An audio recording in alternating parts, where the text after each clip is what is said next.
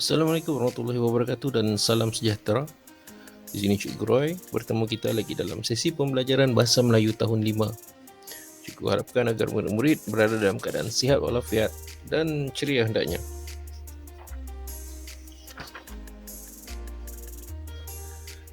Kita masih berada di tema ke-8, Ekonomi, Keusahawanan dan Pengurusan Kewangan. Unit ke-23, Usahawan Berwawasan. Tajuk kita pada hari ini ialah tajuk kompang lima beradik. Murid-murid boleh merujuk muka surat 177 buku teks Bahasa Melayu tahun 5 untuk maklumat lanjut. Standard kandungan dan standard pembelajaran kita. Standard kandungan pada 5.2 memahami dan menggunakan bentuk kata mengikut konteks. Manakala standard pembelajaran kita pada 5.2.1 memahami dan menggunakan kata berimbuhan mengikut konteks, iaitu kata berimbuhan awalan dan kata berimbuhan akhiran. Dan untuk itu kriteria kejayaan kita pada hari ini, di akhir sesi pembelajaran, murid-murid akan dapat yang pertama mengkategorikan kata-kata berimbuhan awalan dan akhiran yang terkandung dalam petikan. Manakala kriteria yang kedua ialah membina ayat menggunakan kata berimbuhan awalan atau akhiran yang diberikan. Untuk itu, aktiviti pembelajaran kita pada hari ini terbahagi kepada 4 bahagian. Yang pertama adalah untuk mengenal imbuhan awalan dan akhiran. Ini lebih kepada berbentuk ulang kaji. Aktiviti yang kedua, membaca dan memahami petikan. Aktiviti kita yang ketiga, mengkategorikan imbuhan. Manakala aktiviti yang keempat adalah membina ayat. Baiklah, kita pergi ke aktiviti kita yang pertama, iaitu imbuhan awalan dan akhiran. Mengenal imbuhan awalan dan akhiran. Baiklah murid-murid, secara umumnya maksud imbuhan awalan dan akhiran. Imbuhan awalan adalah penambahan yang hadir sebelum kata dasar yang membentuk satu perkataan baru yang berbeza maksud dengan kata dasar. Penambahan itu berlaku di awal, sama seperti namanya imbuhan awalan. Manakala untuk imbuhan akhiran, penambahan hadir selepas kata dasar yang membentuk perkataan baru. Bila kita lihat contoh dah. Belum tu jenis imbuhan awalan. Secara umumnya ada beberapa imbuhan awalan. Yang pertama awalan ke, awalan ter, awalan di, awalan men. Ini awalan ni ada berapa bahagian, iaitu me, men, mem, meng dan menge. Cikgu rasa murid-murid telah belajar, telah faham macam mana kita nak menentukan imbuhan-imbuhan ini. Kemudian kita ada imbuhan awalan per, awalan ber, awalan se dan awalan pen. Awalan pen pun sama seperti awalan men, iaitu dia ada awal pe, pen, pem, peng dan penge. Kita lihat contoh-contohnya. Awalan ke contohnya kekasih, ketua, kemudi. Kemudian awalan pen, murid-murid boleh baca di situ, perasa, pencari, pembuat, penggali, pengecat. Awalan men, mewarna, mencari, membungkus, menggubah, mengebom. Awalan ber, berjalan, berlari, berlakon. Awalan per, pertahan, pertapa, perasap. Awalan ter, terjatuh, terambil, terbuang. Awalan di, ini lebih pada kata kerja, dilukis, disepak, dijulang. Dan awalan se, sesekali, sesuatu, sesumpah. Baiklah, kita lihat pula jenis imbuhan akhiran. Akhiran seperti an, kan dan i. Ini terletak di hujung kata dasar. Contohnya imbuhan an, siraman, ulaman, pautan. Akhiran kan, ambilkan, pakaikan, berikan. Akhiran i, fahami, zalimi. Contoh. Baiklah, itu aktiviti kita yang pertama. Sekarang kita masuk aktiviti yang kedua, iaitu membaca dan memahami petikan. Murid-murid boleh rujuk petikan di muka surat 177. Baca bersama-sama dengan cikgu. Baiklah, ia adalah sebuah petikan bertajuk Kompang Lima Beradik. Siapa yang pernah melihat persembahan Kompang Lima Beradik? Okey, petikannya begini. Farisha dan keluarganya ke majlis kenduri kahwin. Semasa menikmati jamuan, mereka dihiburkan dengan persembahan kumpulan kompang. Ini dialog. Farisha berkata, "Wah, rancaknya peluan kompang itu." Ayah menjawab, "Betul Farisha, Lagu yang dimainkan pun sedap didengar. Kalau adik ingin tahu, itulah kumpulan Kompang Lima Beradik. Kumpulan itu terkenal dengan persembahan kompang berformasi.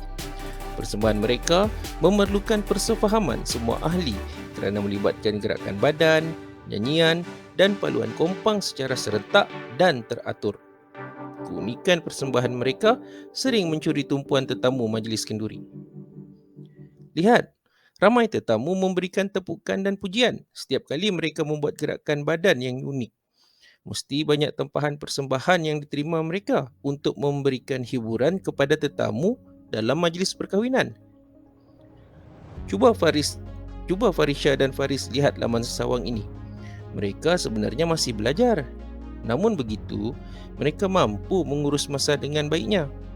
Mereka cuba memenuhi semua undangan kerana tidak mahu menghampakan harapan tuan rumah. Mereka juga mengenakan bayaran yang berpatutan. Hasil bayaran persembahan digunakan untuk membiayai pendidikan. Mereka gigih berusaha untuk berjaya sebagai pemain kompang. Sikap mereka ini wajar kamu contohi dan amalkan. Itu dia petikannya. Macam mana? Boleh ya? Baiklah, untuk kita mendalami, cikgu harap murid-murid faham.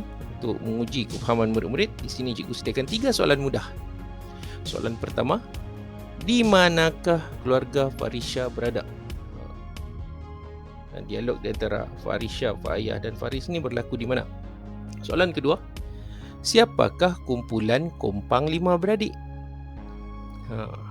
Kan? Perbualan ni adalah mengenai kumpulan Kompang Lima Beradik. Kemudian soalan yang ketiga, nyatakan keunikan kumpulan Kompang Lima Beradik. Apa keunikan kumpulan ini hingga sering diperkatakan? Cikgu rasa soalan yang mudah. Ini contoh jawapan yang cikgu berikan. Cikgu rasa bersesuaian dengan petikan. Soalan pertama tadi, di manakah keluarga Farisha berada? Farisha dan keluarganya menghadiri majlis kenduri kahwin. Mereka sedang berada di sebuah majlis kenduri kahwin. Kemudian soalan yang kedua, siapakah kumpulan Kompang Lima Beradik ni? Kumpulan Kompang Lima Beradik merupakan sebuah kumpulan persembahan kompang formasi yang terkenal. Mereka ni adalah kumpulan kompang terdiri pada adik-beradik. Okey. Soalan yang ketiga tadi, nyatakan keunikan kumpulan Kompang Lima Beradik. Kenapa kumpulan ini terkenal? Okey. Jawapannya begini, kumpulan ini membuat persembahan kompang yang melibatkan gerakan badan, nyanyian dan paluan kompang secara serentak dan teratur. Itu keunikan mereka. Baiklah, cikgu harapkan murid-murid faham. Sekarang kita lihat aktiviti kita yang seterusnya, mengkategorikan imbuhan. Dalam aktiviti 1 tadi, cikgu dah terangkan apa dia imbuhan awalan dan apa dia imbuhan akhiran. Baiklah, dengan menggunakan pengetahuan itu, kita akan cuba untuk mengkategorikan perkataan-perkataan yang berimbuhan di dalam petikan yang kita baca sebentar tadi. Kalau murid-murid rujuk buku teks muka surat 177 bahagian bawah, ada disertakan di situ peta pokok berkenaan dengan kata berimbuhan. Murid-murid perlu untuk mengkategorikan mana-mana perkataan yang terkandung dalam petikan, kumpulan imbuhan awalan dan imbuhan akhiran. Kita rujuk bahagian pengenalan dan 3 dialog yang pertama.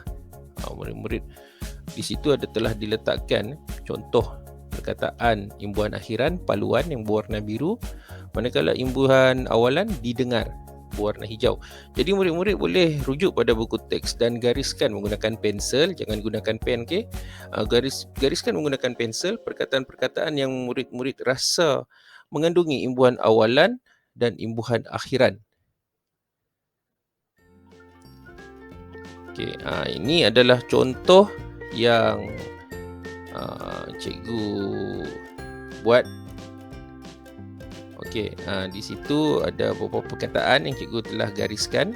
Cikgu bezakan menggunakan warna. Perkataan warna hijau adalah perkataan yang mengandungi imbuhan awalan, manakala perkataan yang berwarna biru adalah kumpulan perkataan yang mengandungi imbuhan akhiran. Murid-murid boleh rujuk di situ contoh-contoh perkataan yang mengandungi imbuhan awalan dan imbuhan akhiran.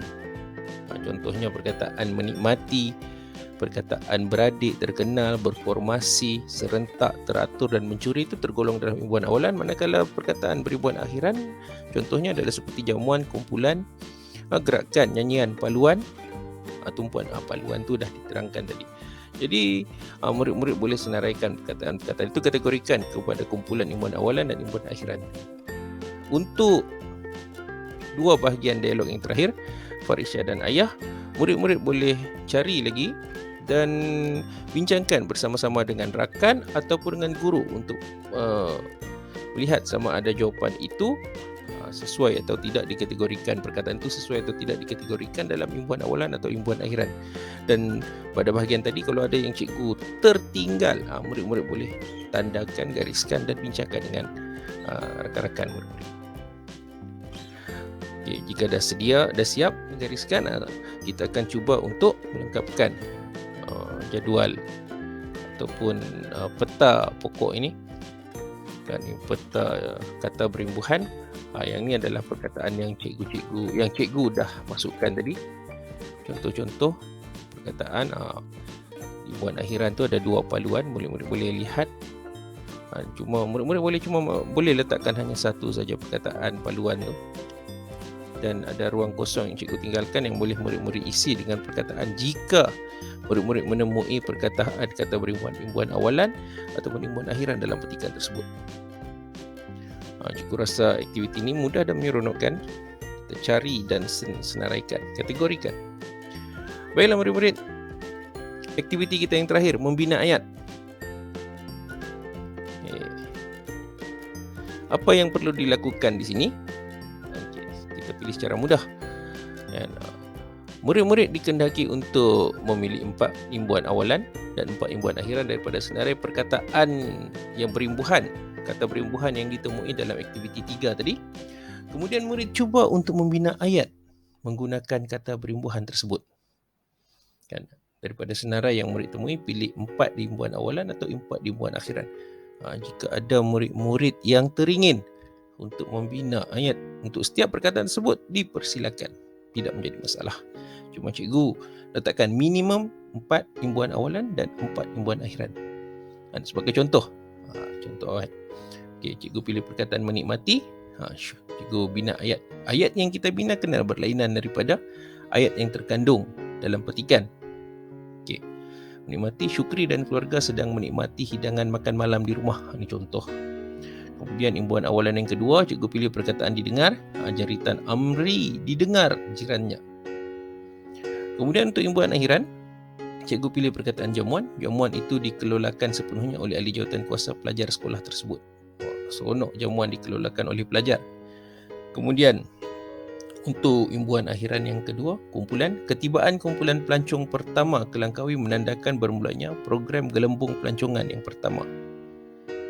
Itu contoh ayat. Jadi murid-murid pilih 4 imbuhan awalan dan 4 imbuhan akhiran dan cuba bina ayat. Kemudian bincangkan bersama rakan-rakan dan guru.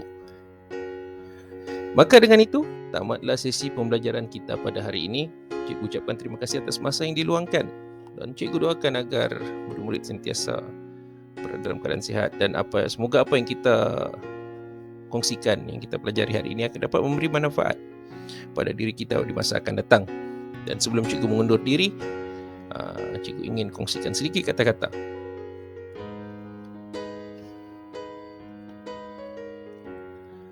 Tujuh bulan. Sudah 7 bulan hidup dikepung dunia sendiri, dikekang gerak dalam diri, dipatuhi semua SOP, harapan agar penyakit dijauhi.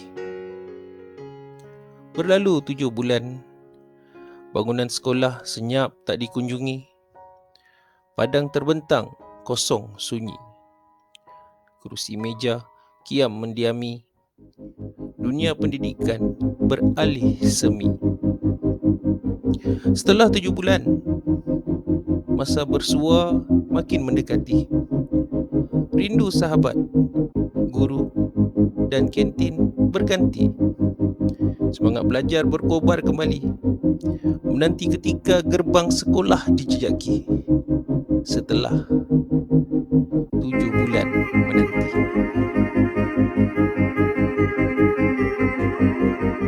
Terus belajar,